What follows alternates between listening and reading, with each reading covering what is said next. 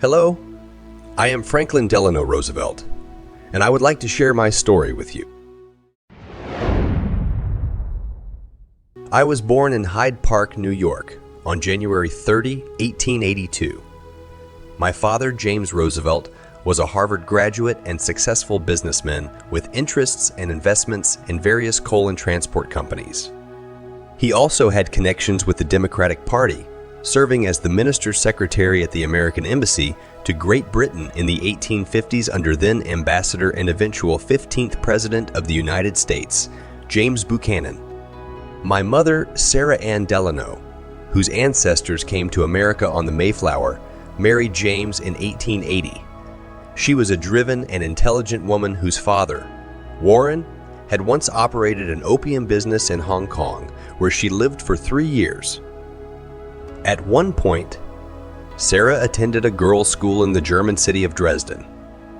In a modern world, she would have undoubtedly had a successful career of her own, but due to social constraints of the time, she was a homemaker.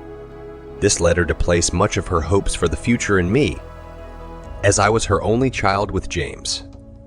I was an active child, proving to be intelligent and gifted in various activities, quickly becoming adept at horse riding, shooting, tennis, golf, and polo.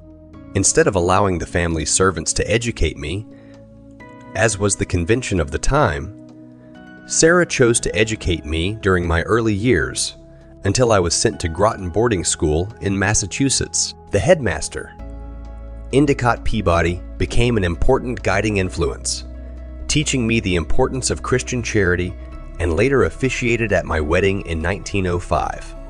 In 1900, my father, James Roosevelt, passed away, which was a devastating blow for me. However, my prospects improved a year later when my cousin Theodore Roosevelt was elected President of the United States. His commanding and energetic leadership soon made him my new role model. Around this time, I enrolled at Harvard College in Cambridge, Massachusetts. Although I did not excel academically, I graduated in 1903 with an A.B. in history. After dropping out of law school in 1908, I joined the Wall Street firm of Carter, Ledyard, and Milburn, working in the company's Admiralty Law Division. In 1902, I began to court my distant cousin Eleanor, whom I had known since childhood. After spending several years reaffirming our ties through family meetings and correspondence, I successfully proposed in 1904. Eleanor was the youngest daughter of Theodore Roosevelt's brother Elliot. Our branches of the Roosevelt family had split in the 17th century, with Nicholas Roosevelt being my 4th great-grandfather and Eleanor's 5th great-grandfather. On March 17, 1905, Eleanor and I were married despite fierce opposition from my mother, Sarah, who believed I was too young to marry. At the ceremony, Eleanor's uncle, President Theodore Roosevelt, gave her away as her father Elliot had passed away in 1894. Eleanor and I moved to the Roosevelt family estate at Springwood in Hyde Park, where Eleanor endured living next to her mother-in-law. Together, we had 6 children, though our son Franklin Jr. died in infancy in 1909. Eleanor found married life difficult in many respects, and our lack of natural intimacy led to both of us having extramarital relationships. Perhaps the most notorious of my affairs was with Eleanor's secretary, Lucy Mercer, which began around 1916. Eleanor discovered the affair when she found letters between Lucy and me, nearly ending our marriage. However, my mother intervened and threatened to disinherit me if I divorced Eleanor, so our union continued. Despite the tumult, Eleanor and I remained married until my death in 1945. Our relationship based on mutual respect and duty, rather than love or passion. Regardless, Eleanor made me promise never to see Lucy again, a promise I struggled to keep. In 1910, I joined the local Democratic Party, which eagerly recruited me due to my family's name. After being nominated, I campaigned for a seat on New York State Assembly. I led an energetic campaign traveling around the local area by car, and to the surprise of many, won the predominantly Republican area. I assumed my new responsibilities on January 1, 1911. I quickly gained a reputation as a radical within the local Democratic Party, leading a group of so-called insurgents opposed to Tammany Hall, a political organization known for corruption and favoring the interests of the rich over the working class and poor. This made me popular with many New York Democrats. In the 1911 Democratic nominations, I caused controversy within my family by backing Woodrow Wilson for the presidency of the United States, rather than my cousin Theodore Roosevelt. Theodore had left the Republicans after failing to secure the party's nomination and ran as an independent candidate for a newly created, short-lived Progressive Party. While Theodore was not angered by my support for Woodrow Wilson, as I would have had to resign from the Democratic Party to support him, it could be said that my decision was the right one, as Theodore's progressives faded into obscurity in the coming years. My decision to back Woodrow Wilson was vindicated when he won the presidential election of 1912, becoming the first Democratic president since Grover Cleveland, who left office in 1889. The election victory was a landslide for the Democrats, who won nearly 42% of the popular vote. As a reward for my support, President Wilson appointed me Assistant Secretary of the Navy in 1913 under Josephus Daniels.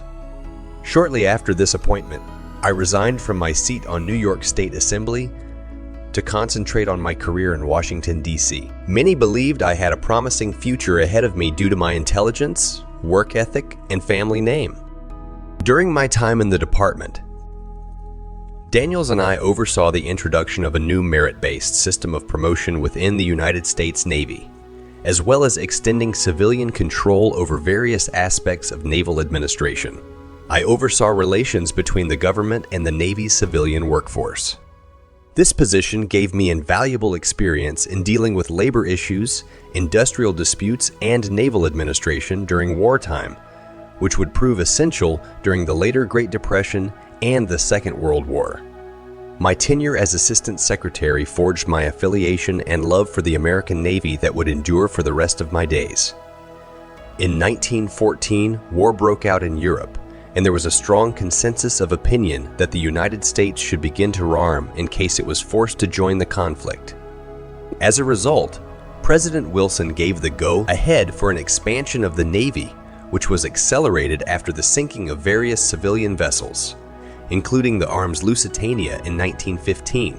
By the end of the First World War, the United States Navy had more than doubled in size. After the conflict, the U.S. Navy was scaled back to peacetime numbers. In the aftermath of the First World War, President Wilson attempted to ensure lasting peace throughout the globe by establishing the League of Nations, which was first proposed and included as part of the Treaty of Versailles, signed on June 28, 1919. However, the creation of the League of Nations weakened Wilson's position as president in the eyes of many Americans, particularly Republicans, who feared their country's sovereignty could potentially be superseded by an international governing body and opposed any American involvement in the affairs of foreign nations. This opposition continued to gain momentum until the Republican-dominated Senate rejected the president's plans for America to join the League of Nations.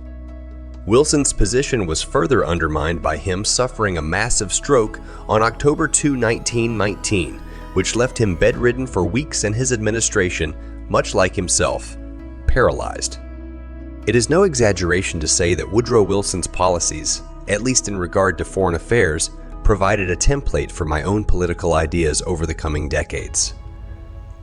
I would, after the Second World War, resurrect my mentor's plans for a League of Nations in the shape of the United Nations.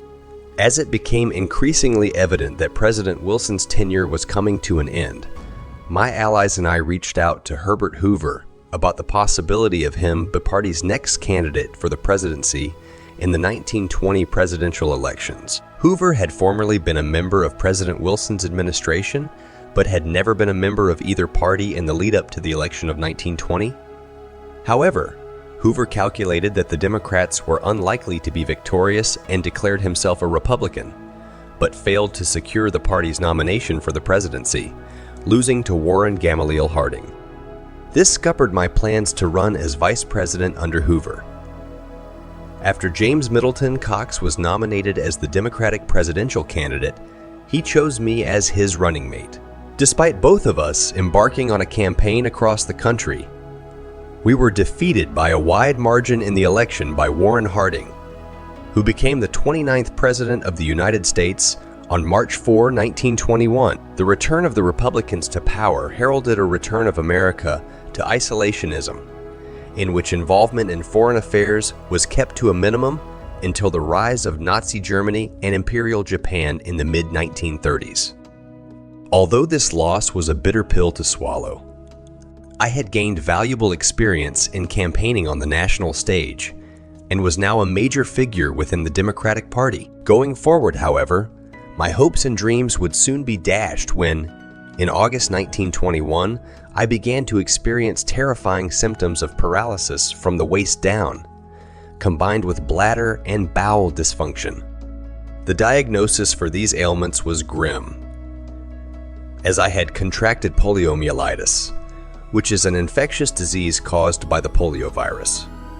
There has since been speculation that my symptoms were more consistent with Guillain-Barré syndrome, which is caused by the immune system attacking the peripheral nervous system.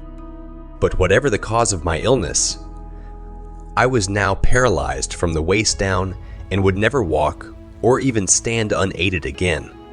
This illness would have ended the lives and careers of many men.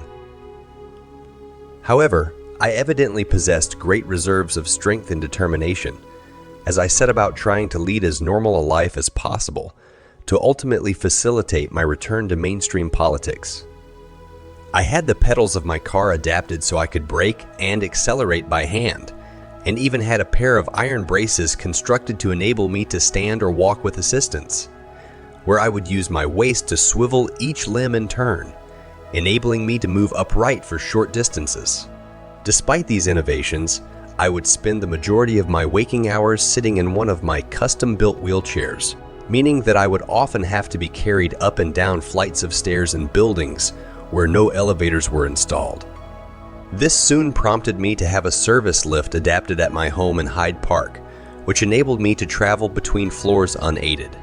Over the coming years, I would go to great lengths to ensure I was never publicly photographed in my wheelchair and would, when giving speeches or appearing in public, often be seen standing by using my steel leg braces, along with the literal support of an aide or one of my children. For the time being at least, my illness meant that I had to withdraw from frontline politics for a time during the 1920s, so I could come to terms with my disability both mentally and physically. But despite this retreat, I still maintained close connections with the top of the Democratic Party, for which I would eventually give presidential nomination speeches in 1924 and 1928. Although these speeches were outwardly a show of support for the Democratic nominees, they were in reality dress rehearsals for my own political resurrection, as I calculated that I could not hope to win any future Democratic nomination, let alone the presidency, without being seen to be able to stand. During both addresses, I wowed the crowds while gripping the podium with all my strength in a desperate effort to remain upright. This effort to appear mobile was in large part due to my fear that my disability would be used against me by my Republican rivals, whom I thought would claim my inability to walk would also impair my ability to govern. And it is certainly remarkable that throughout my lifetime and my later presidency, the true nature of my disability would remain unknown to the vast majority of the American public who thought my requiring assistance to walk was due to me being lame or arthritic. Despite my public support, the Democrats were defeated in the presidential elections by the Republicans in both 1924 and 1928, largely due to the fact that the economy was booming and also because the party was divided on various issues such as prohibition, which banned the production and consumption of alcohol from 1920 to 1933.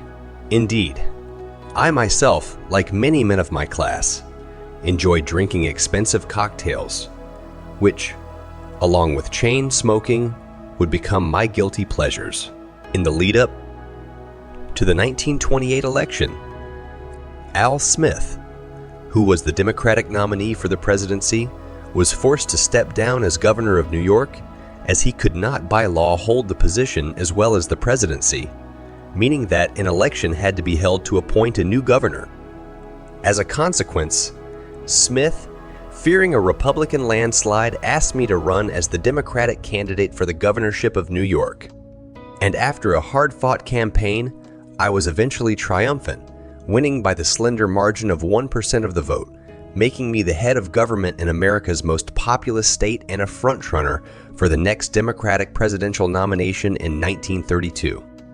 In contrast to this, the Democrats and Al Smith were crushed in the presidential election, losing heavily to Herbert Hoover, which effectively ended Smith's ambitions of claiming the top job.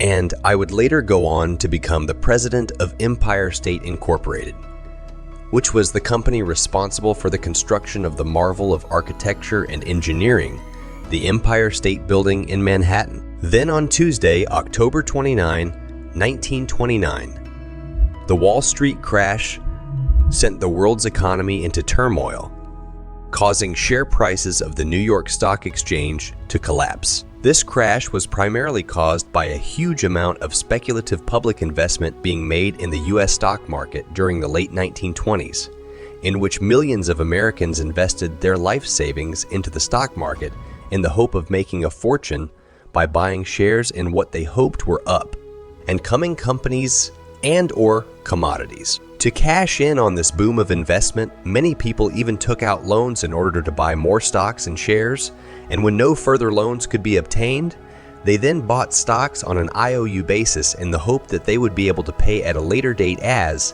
and when they made a profit. Another factor was corruption and insider dealing, which was undertaken by men such as Joseph Patrick Kennedy, the father of President John Fitzgerald Kennedy, who during the 1920s sought to buy worthless stocks en masse, which made them appear to be a good speculative investment. To the untrained eye, this mass buying then inflated the price of these stocks and shares, which Kennedy and his like would then cash in on by selling them to inexperienced investors such as the general public, who would in the end lose nearly all their money when the stock market crashed. Kennedy would later go on to make millions during the Great Depression itself, by buying up potentially valuable real estate and land at reduced prices that he would then later sell when the market improved over the coming decades, which at least in part funded his family's rise to power in U.S. politics. No one knows what actually triggered the massive selling of stocks that initiated the Wall Street crash. It should also be noted that the Wall Street crash was not the direct cause of the following Great Depression, but it certainly did undermine the confidence of the American public in the country's financial institutions, particularly the banks, as well as the government and Federal Reserve. Indeed, although many of America's smaller local banks were still solvent and soundly run, the larger banks had, during the market boom of the 1920s, invested their customers, investors, and depositors' money into the U.S. stock market, meaning that when the crash came, the banks lost millions of dollars of their customers' money that they were unable to give back due to the lack of funds. This meant that the banks were soon forced to deny cash withdrawals to the American public, which caused a panic-driven chain reaction or bank run across America and then the wider world as millions of people rushed to withdraw their non-existent savings. This lack of cash flow inevitably crippled consumer spending as well as lending, meaning that there were mass shortages of capital within the American economy, and as a result, businesses laid off workers in their millions or closed altogether. And as America was the largest economy on Earth, the contagion spread across the globe as international loans were recalled in the desperate search for money, and private investment was slashed. The recall of these international loans inevitably devastated the economies of countries around the world who were still struggling to recover from the devastation of the First World War, particularly nations such as Germany, Italy, and Japan, who then saw a rise in radical nationalistic political parties who would seize power over the coming decade and plunge mankind into another world war. This panic and lack of capital were then further compounded by President Herbert Hoover's administration itself, as it thought the crisis would be short-lived and therefore refused point-blank to stimulate the economy with quantitative easing, which involved the printing of money that would enable the banks to stay open and lending and investment to continue. The government then arguably made things worse by raising tariffs on international trade, which did nothing but damage businesses across America and around the world, as it only restricted international transactions as well as the flow of goods. The Wall Street crash and following Great Depression inevitably damaged Herbert Hoover's reputation, particularly concerning economic matters. And with the end of his term fast approaching, I stepped up my plans to run for the Democratic nomination for the presidential election in 1932. To help secure my future candidacy, I first sought re-election as governor of New York by enacting and advocating various reforms to alleviate the crisis, such as setting up an employment commission endorsing unemployment insurance and aid to farmers, as well as better pensions for the elderly. These policies clearly resonated with New York's population, as I then won the state election by a 14% margin over my Republican rival, which solidified my position as the frontrunner for the Democratic nomination for the presidency. During the following months, I appointed my campaign team and ramped up my plans for the forthcoming Democratic National Convention of 1932, at which I clinched the party's nomination by defeating Al Smith, who came a distant second. Then, along with my running mate for the vice presidency, John Nance Garner, I launched my presidential campaign in which I pledged my support for America's workers by promising better regulation of the economy, stock market, and banking system, along with the cutting of trade tariffs, financial help for farmers, and investment in public works in order to end the Great Depression.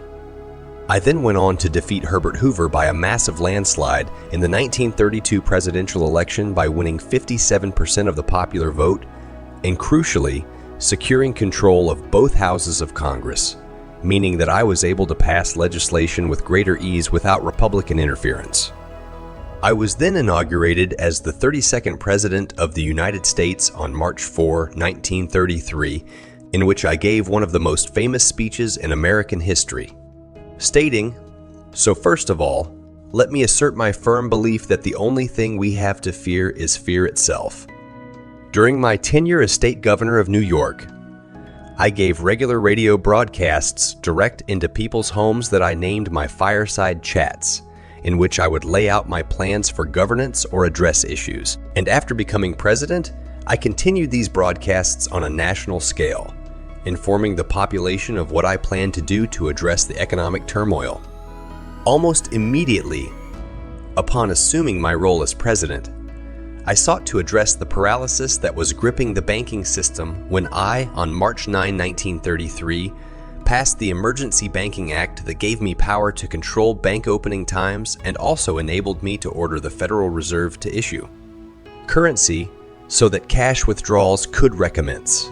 This action then had the desired effect as 6 days later on March 15, the banks reopened, causing share prices to rise by 15% as a consequence as public deposits and withdrawals resumed, which effectively ended the bank run. After this, I initiated my program of relief, recovery, and reform. As part of my strategy for ending the Great Depression, which is known today as the New Deal, I started by setting up the Federal Emergency Relief Administration in May of 1930. The RE that was established to provide assistance to state governments by means of loans as well as grants so that they could relieve unemployment through public work programs.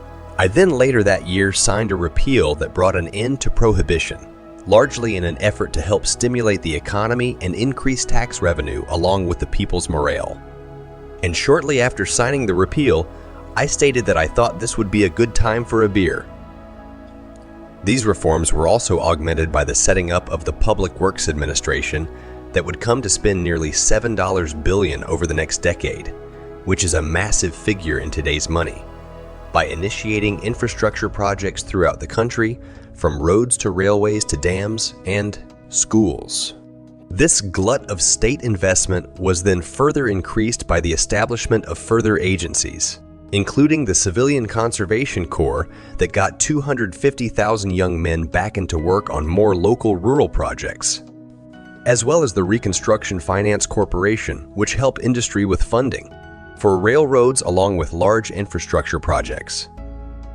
On top of this, the Federal Trade Commission helped farmers and homeowners with mortgage relief, and the Agricultural Adjustment Act aimed to raise commodity prices by paying farmers to reduce their food production by leaving fields bare and cutting back on livestock to ensure workers were better paid and fairly treated going forward. I then brought in the National Industrial Recovery Act of 1933 that was enacted to regulate industry and ensure fair wages for workers, and also restricted production to keep prices at an even level. As well as all this, I sought to cut federal spending by slashing military expenditure by over $700 million by restricting servicemen's pensions. But after a campaign was instigated by veterans lobby groups, Congress overruled me and paid out the pension benefits in cash regardless, which in the end gave the economy a further boost through consumer spending. Then, from 1935 to 1936, my administration enacted the second part of my plans for relief and reform, known today as the Second New Deal, which by and large consisted of further public investment, but more importantly, focused on economic reform across various sectors. These included the 1935 Social Security Act that ensured the federal government was from then on bound by law to give aid to the elderly, the unemployed, and the disabled, as well as children in need, which was augmented with a kind of base state healthcare provision to ensure the poor had a base, state healthcare provision to ensure the poor had a certain degree of medical care. Then came the Works Progress Administration, which was the largest public works program to date that funded the building of parks, schools, bridges, and roads in nearly every community across the country. Between 1935 and 1943, the WPA employed nearly 9 million people whose wages would then buy food and consumer goods that in turn pumped money back into the economy, producing the knock on effect of generating new jobs. Next came the National Labor Relations Act that prevented the exploitation of workers by giving them fair working conditions as well as pay, and also ensured that industrial disputes and strikes did not occur through civil discourse between employers and employee unions. Although my New Deal did produce its desired effect in getting millions of Americans back into work, it was met with fierce resistance within certain quarters of the private sector as well as the Republican establishment who were opposed to any kind of state intervention in the economy. And there is still a fierce debate today as to whether the centralized power of my administration was in keeping with America's capitalist principles, and some even claim that my program of reforms and relief was socialist in its outlook. One of the most ardent critics of my policies during this period was my old political ally Al Smith, who as a conservative Democrat was opposed to my interference in private industry. And during the lead-up to the 1936 presidential election, Smith tried to portray me as a communist in all but name, and even compared me to Karl Marx and Vladimir Lenin. But Smith's public criticism soon backfired in spectacular fashion. As my reforms had lifted millions of people out of poverty and meant that I now had the loyal support of the majority of the American public, as well as the country's unions who saw Al Smith and the business leaders opposed to the New Deal as the kind of people who had caused the economic upheaval in the first place. Seeking to capitalize on my overwhelming approval ratings, I sought re-election as president in 1936 and won an unprecedented victory by securing all but 2 states, which was the largest margin of victories since the uncontested presidential election of 1820. My second term was largely dominated by me, struggling to overcome the resistance of the U.S. The Supreme Court had blocked or halted several of my New Deal reforms. I then sought to end its opposition by proposing a bill to replace aging Supreme Court justices with my own supporters, which was subsequently blocked by a cross-party coalition who feared that my bill would make both me and my successors too powerful. Indeed, one of the criticisms that could be leveled at me is that I was too controlling of my administration, as I was notoriously devious and conniving in my dealings, and famously once said that I never let my right hand know what my left hand was doing. This control and secrecy even extended to my last vice president, Harry Truman, who was kept in the dark about many of my plans during Second World War, including the United States nuclear weapons program. However, one of the few people I was unable to control in my life was my wife, Eleanor, who consistently lobbied me throughout my presidency on matters that were close to her heart, such as help for the poor, as well as civil and women's rights that she promoted during public appearances and radio, broadcasts, and even held nearly 350 press conferences during my tenure. Eleanor would also spend much of her time traveling the country, after which she would report back to me on the progress of my New Deal. And it is fair to say that her activism certainly aided me, who, after all, could not travel easily as she would.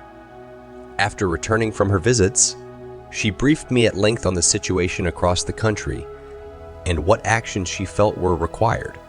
This inevitably caused a great deal of friction between Eleanor and me during my presidency, although on the whole we came to form a formidable political partnership that earned us both the respect and admiration of millions of Americans. By the late 1930s, there were growing concerns at the rise of Adolf Hitler's Germany in Europe, which was seeking to expand its borders by annexing neighboring countries such as Austria and Czechoslovakia that, along with the aggressive expansion of the Japanese Empire in Manchuria, modern-day China, was starting to threaten world peace.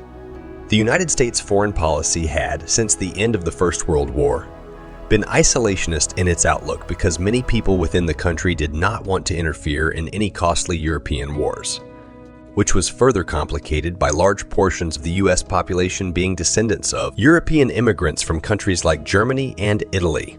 I, who was a believer in Woodrow Wilson's outward-looking policies, was not an isolationist myself, but as my hands were largely tied by Congress and public opinion, I was prevented from interfering in the Spanish Civil War and the Japanese invasion of Manchuria in the late 1930s. This outlook then began to change, however, when Hitler broke his Munich Agreement with Britain and France that had allowed Germany to occupy the Sudetenland of Czechoslovakia in 1938 by invading the rest of the country the following year on March 15, 1939. This prompted me to begin preparations for a possible war with the Axis powers over the coming months, as I recognized that America could no longer afford to maintain its isolationist stance, particularly as Japan was evidently bent on expansion of its own in the South Pacific, which could, in time, potentially threaten the United States colonies in the region, such as the Philippines. Then, when Hitler invaded Poland on September 1, 1939, Britain and France declared war on Germany, which prompted me to align myself with the Western Allies. And when France itself fell to Germany in the summer of 1940, isolationism in the United States went into a steep decline, which garnered enough support to allow me to sanction a massive increase in military spending, along with the country's first peacetime draft that would swell the ranks of the U.S. Army to nearly 1.5 million men by 1941. I also proved to be pragmatic in my choice of military advisors at this time, as I appointed Republican interventionists such as Henry Stimson and Frank Knox as my Secretaries of War and the Navy respectively, both of whom were in favor of my support of Britain after the fall of France. And as both men were not Democrats, their promotions helped win over many Republicans to my side. I then increased my support of Britain and its new Prime Minister, Winston Churchill, with whom I had been in regular correspondence with since the 1930s, by giving the Royal Navy 50 World War I destroyers in return for access to naval bases across the Caribbean, which proved to be invaluable in strengthening ties between the two nations as well as the United Kingdom's naval defenses. Before this, I had sought to help the European allies by passing the Neutrality Act in November of 1939 that allowed the sale of U.S. weapons in return for cash. However, this aid to Britain Free France, China, and later the Soviet Union would be escalated into the $50 billion program of aid that is known today as Lend-Lease, which was passed into law in March of 1941. This allowed war materials and resources to be lent or leased to allied nations under the pretext that doing so would aid U.S. national security. Although it was traditional for U.S. presidents to only serve 2 tenures in office, as the 2-term period was not yet enshrined within the U.S. Constitution, I decided to campaign for re-election because the United States was clearly entering another period of crisis. This resulted in me winning an unprecedented 3rd term on November 5, in which I won nearly 55% of the popular vote in 38 of the then 48 states. Although the head of the Japanese state was its emperor, Hirohito, the country's government had, since the devastation of the Great Depression, much like Germany, come under the control of militaristic nationalists who advocated the rejection of democracy along with Western liberal culture and sought to end Japan's dependence on foreign imports of raw materials by means of the creation of an Asian Pacific empire. The first stage of this expansion took place in 1931 with Japan's invasion of Manchuria, which was then followed 6 years later by its annexation of China in 1937. This prompted the United States and me to halt all exports of material from America that could aid the Japanese war effort, which included nearly 95% of Japan's oil supply. This essentially forced the Japanese to choose between halting their expansion or escalating it, the former of which was not an option. Therefore, plans were put into place for further invasions and attacks on territories and islands across South Asia, as well as the Western Pacific, including British imperial outposts.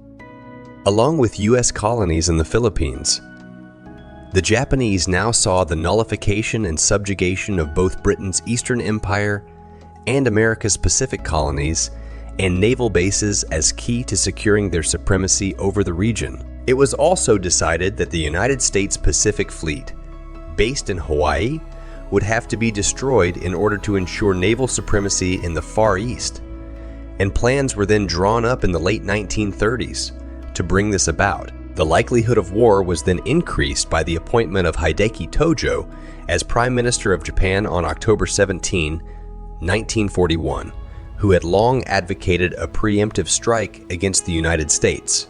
And over the following months, preparations were finalized with the Emperor's approval by the Commander-in-Chief of the Japanese Navy, Isoroku Yamamoto, for a massive naval task force to attack the U.S. naval base at Pearl Harbor, along with simultaneous invasions of British and American colonies, and overseas stations in the Western Pacific. In the meantime, negotiations were attempted with the aim of preventing hostilities.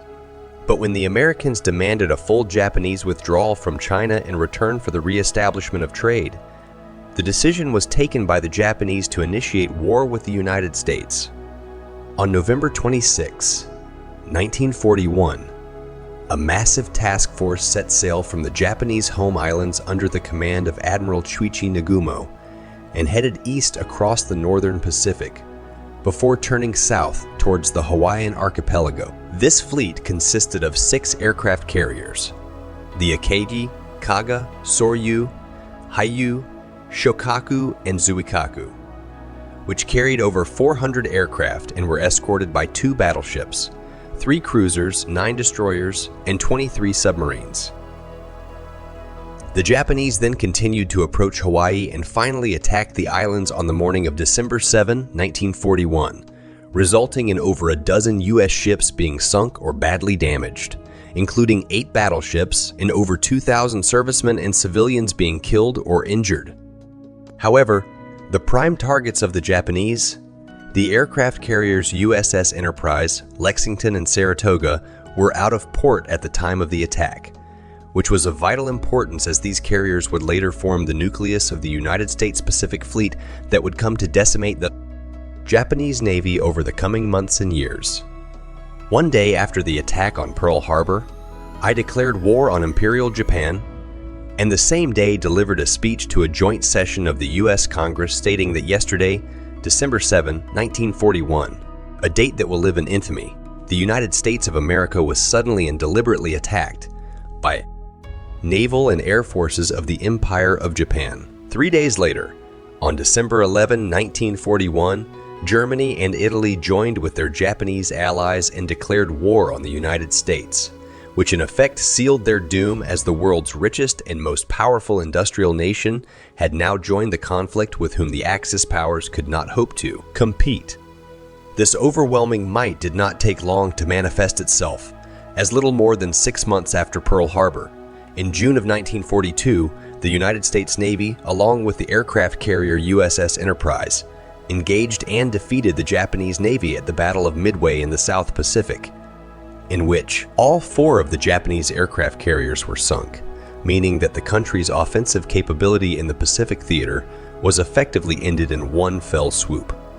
From this point onwards, the Japanese were forced onto the defensive across the Pacific.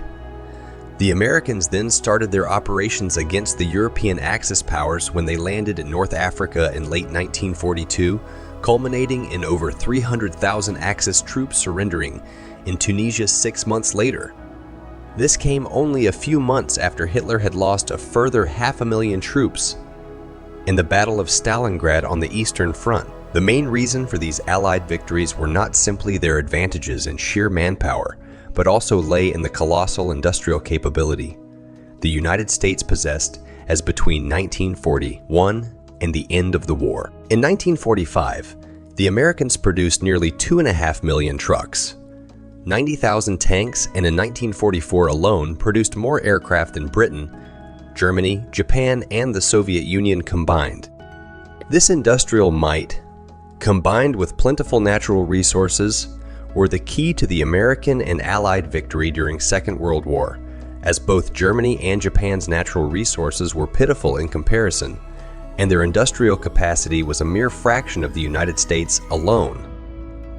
Although I decided that the war against Hitler's Germany was to be given priority over Japan, the Americans were still able, after the Battle of Midway, to steadily retake all of the Japanese conquests in the South Pacific in a succession of hard-fought amphibious assaults over the coming years, until by 1945, Japan was cut off, surrounded, and starving.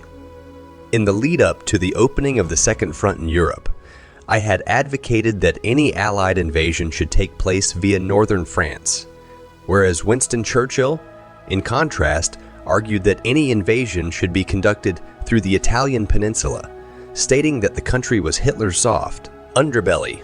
However, the Italian theater in reality turned out to be Hitler's tough old gut, as the country's hilly terrain naturally favored the defensive.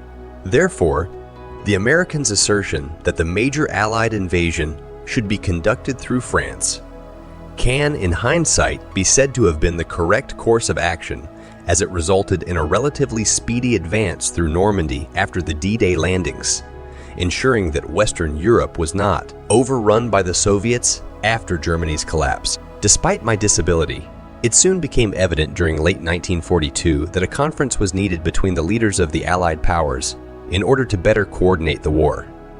And as the Soviet premier, Joseph Stalin, refused to travel far from Moscow, the decision was taken for both Churchill, Stalin, and myself to meet in the Iranian capital of Tehran in late November of 1943. This involved me having to travel over 7,000 miles from America to the Middle East, which took a massive toll on my health. At the conference, I sought to appease the Soviet premier by distancing myself from Winston Churchill over the future of Eastern Europe, as I did not want Stalin to think that the Americans and the British were acting as a unified force. This involved me refusing to partake in discussion regarding the post-war status of Poland, as I felt there were more pressing concerns, and seeing as the Soviets were bound to occupy the country over the coming months, I calculated that it was more important to appease the Soviet premier rather than alienate him. This cordial approach towards the Soviet premier is illustrated by my response to Stalin's demand that 50,000 German officers should be shot after the war, to which I jokingly replied that maybe 49,000 would be enough. That was met with outrage and disbelief from the British Prime Minister.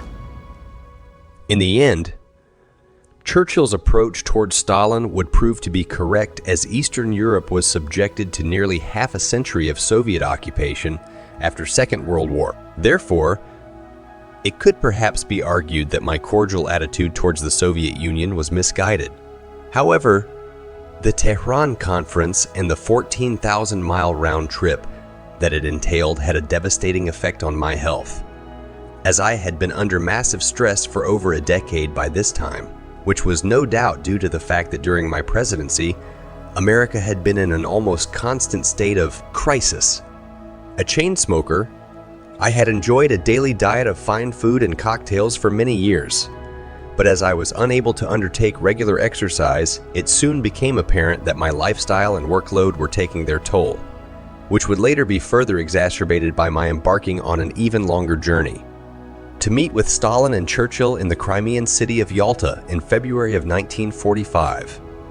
As a result of my visible deterioration, I underwent tests at Bethesda Hospital, Maryland in March of 1944, and was found, to the great alarm of my attending doctor, to have incredibly high blood pressure that at one point hit 240/130, and was also found to be suffering from coronary artery disease and heart failure, effectively meaning my time was short to avert imminent disaster.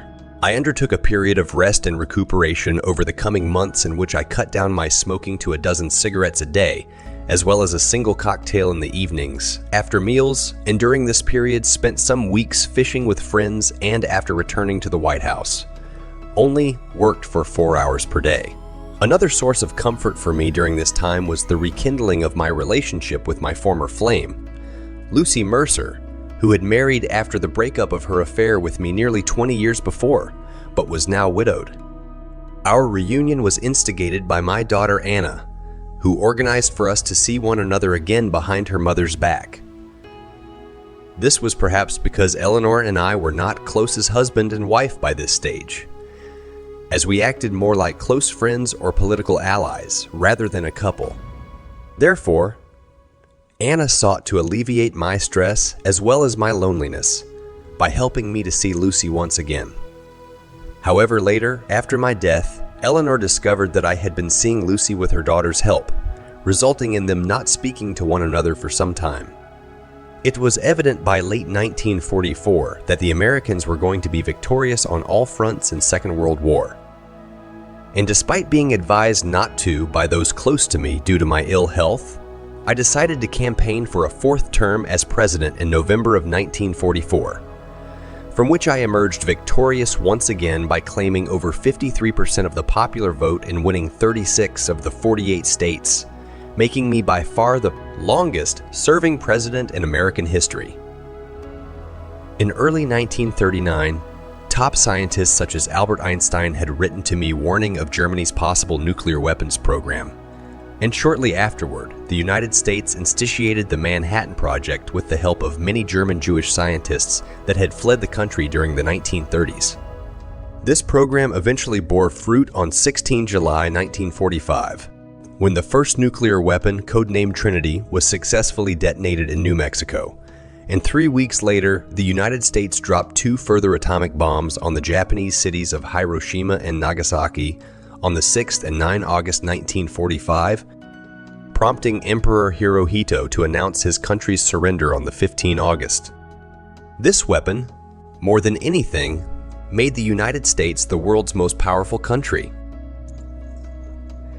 After 1945, and until the Soviets developed their own nuclear weapons in 1949, the country was practically invulnerable as a nation, as it now had, along with the atom bomb, the largest navy, air force, and economy the world had ever seen. One of my lasting legacies was the resurrection of the League of Nations in the shape of the United Nations, the formation of which had first been agreed upon between me and Winston Churchill as early as 1941, and was finally brought into being in San Francisco on 25 April 1945, at which the UN Charter was drafted.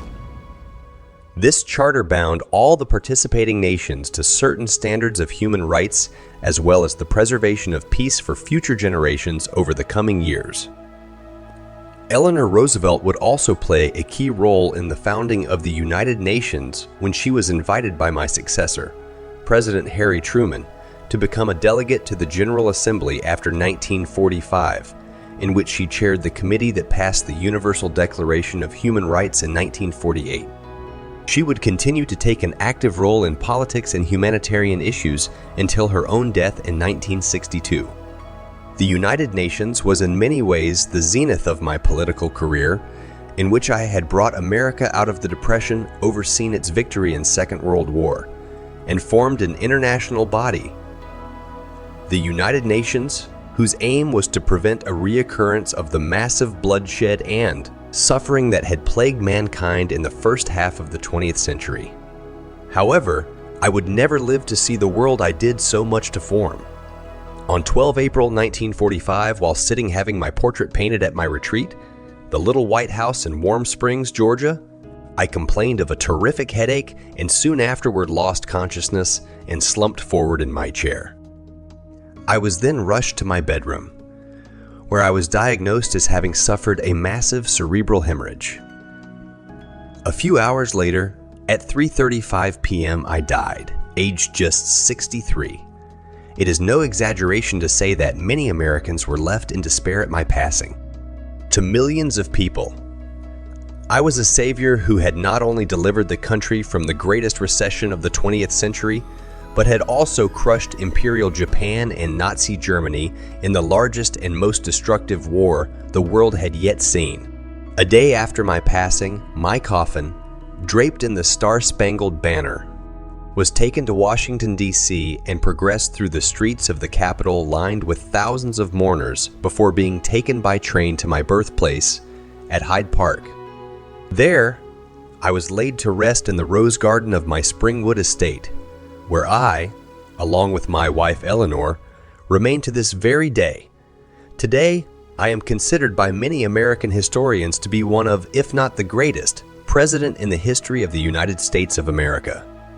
Although I certainly enjoyed a privileged upbringing in my early years of life, there is no doubt that I possessed immense reserves of strength and bravery to overcome the paralyzing disease that is polio. For me to then go on to become president, let alone one of the greatest presidents in U.S. history, is nothing short of extraordinary and stands as a testament to my strength of character as well as my intelligence and ability. Many critics of my New Deal have, since my death, claimed that my programs of relief and reform were far too liberal or even socialist in their outlook. As I increased the size and power of the federal U.S. state, which in some people's eyes is at odds with the founding principles of the U.S. Constitution. My defenders would argue, however, that my reforms were simply necessary measures in a time of crisis that lifted millions out of unemployment, as well as abject poverty, and set the United States firmly on a course for a period of prosperity and wealth that was hitherto unparalleled in human history.